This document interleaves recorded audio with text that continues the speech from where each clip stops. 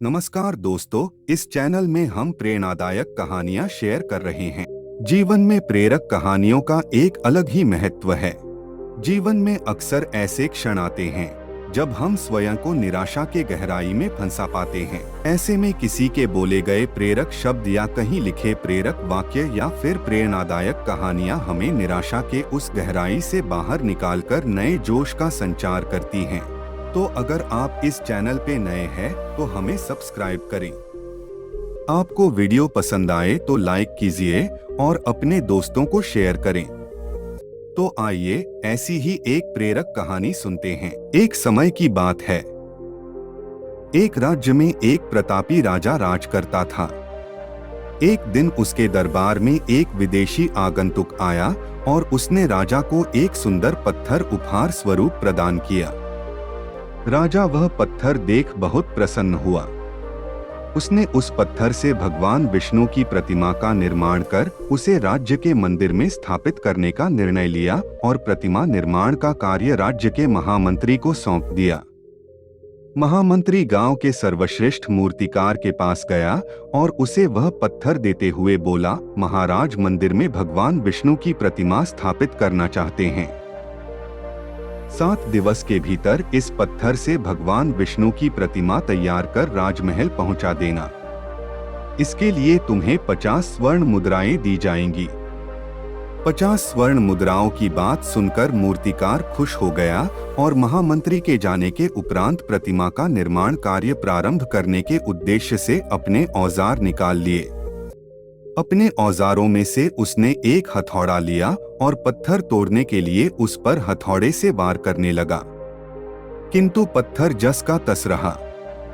मूर्तिकार ने हथौड़े के कई वार पत्थर पर किए, किंतु पत्थर नहीं टूटा।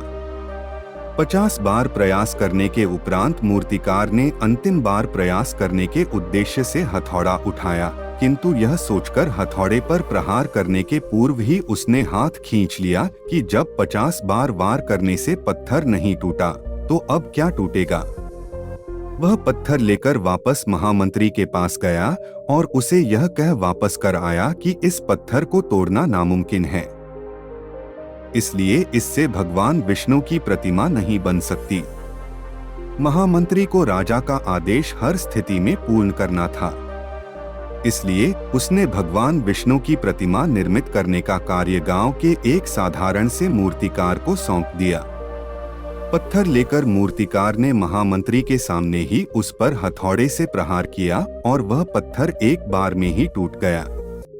पत्थर टूटने के बाद मूर्तिकार प्रतिमा बनाने में जुट गया। इधर महामंत्री सोचने लगा कि काश पहले मूर्तिकार ने एक अंतिम प्रयास और किया होता तो सफल हो गया होता और 50 स्वर्ण मुद्राओं का हकदार बनता।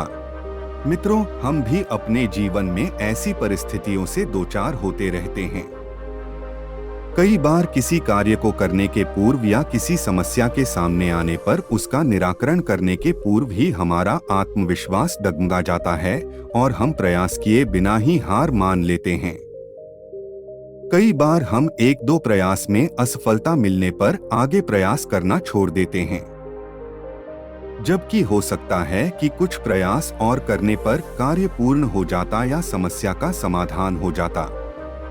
यदि जीवन में सफलता प्राप्त करनी है तो बार बार असफल होने पर भी तब तक प्रयास करना नहीं छोड़ना चाहिए जब तक सफलता नहीं मिल जाती।